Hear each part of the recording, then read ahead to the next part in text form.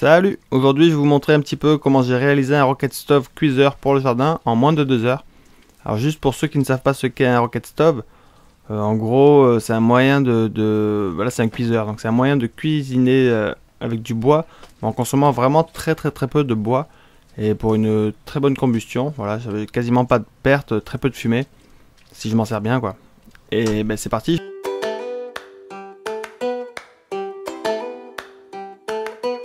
Donc je commence par récupérer de la terre. En fait, je suis en train de creuser une mare, du coup j'en profite pour récupérer de la terre au fond de cette mare.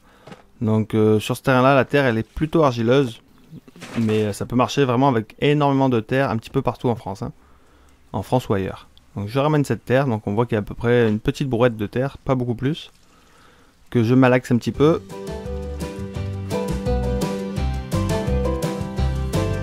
J'humidifie encore un petit peu parce que même si c'était au fond d'une mare, c'était pas assez mouillé, et je remalaxe, j'essaye de faire en sorte qu'il n'y ait quasiment plus de grumeaux.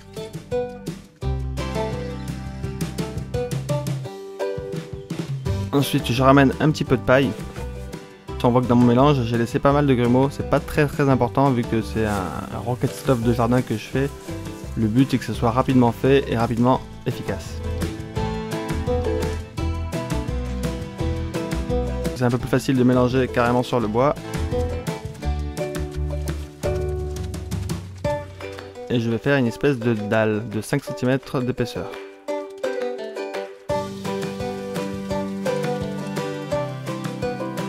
Donc pour réaliser ce Rocket Stove, j'ai besoin de terre, de paille et d'une tuile cassée. C'est tout, j'ai besoin de rien d'autre. Je l'ai fait sur du bois, mais j'aurais très bien pu le faire sur le sol. L'idée c'est de pouvoir le garder longtemps, et comme je suis sur un terrain parfois inondable, je préfère le faire sur une planche pour pouvoir le déplacer. Et donc voilà, la tuile en fait je vais m'en servir pour faire un petit le dessus de l'entrée du Rocket. J'aurais très bien pu utiliser une pierre plate. Après la tuile c'est quand même pas mal parce que c'est arrondi, et il faut faire en sorte que les conduits du Rocket Stove soient plutôt arrondis pour que la chaleur puisse bien tourner à l'intérieur. Et ensuite je bâtis mon Rocket Stove uniquement avec la terre et de la paille. Alors, je ne l'ai pas posé directement à même le sol non plus parce que je ne sais pas encore quelle place je vais lui donner. Donc sur les planches c'est pas mal, on peut le déplacer plus tard. Moi j'ai fait une dalle de 5 cm, mais je recommande plutôt de faire une dalle de 15 cm, surtout si en dessous il y a du bois ou de la paille. Voilà, question de sécurité. Donc voilà, je monte petit à petit le conduit uniquement avec la terre et la paille. Il n'y a pas du tout de structure à part la petite tuile que vous avez vue tout à l'heure. Une tuile cassée.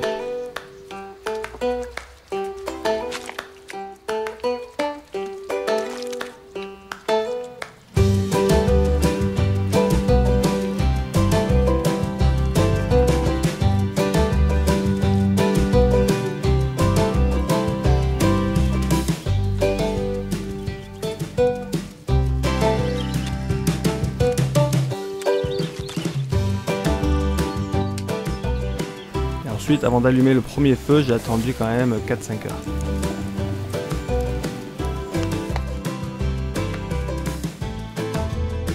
Et là en fait j'ai mis des petits bouts de tuile encore cassés pour pouvoir poser une casserole dessus et que l'air chaud puisse quand même passer. Donc voilà, on met un feu à l'entrée du Rocket, la flamme part à l'horizontale, et il va y avoir une double combustion, et du coup ça va consommer vraiment très peu de bois pour une très bonne chaleur au niveau de la casserole. Donc c'est vraiment hyper efficace. Et on voit qu'il y a très peu de pertes, très peu de fumée.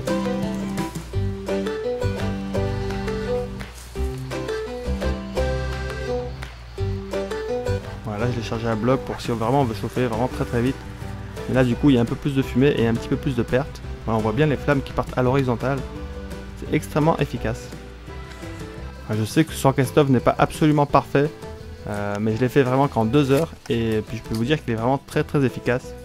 Donc voilà, pour moi c'est une très bonne idée si on veut aller quelque part et qu'on ne sait pas comment cuisiner. C'est vite fait de faire un Rocket Stove en quelques heures, une demi-journée c'est fait. Ça fonctionne. Après pour qu'il soit vraiment très résistant, il lui faut un certain temps de séchage, hein. Et puis même dans l'idéal, si vous voulez en faire un durable, il vaut mieux le laisser sécher tranquillement sans lui mettre les flammes à l'intérieur.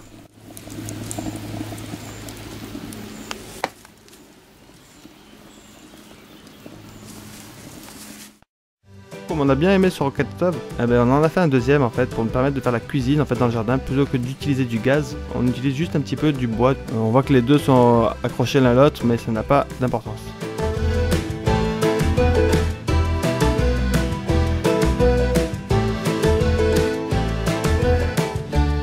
Voilà, je vous remercie d'avoir suivi cette toute petite vidéo et je vous dis à bientôt. Ciao, ciao.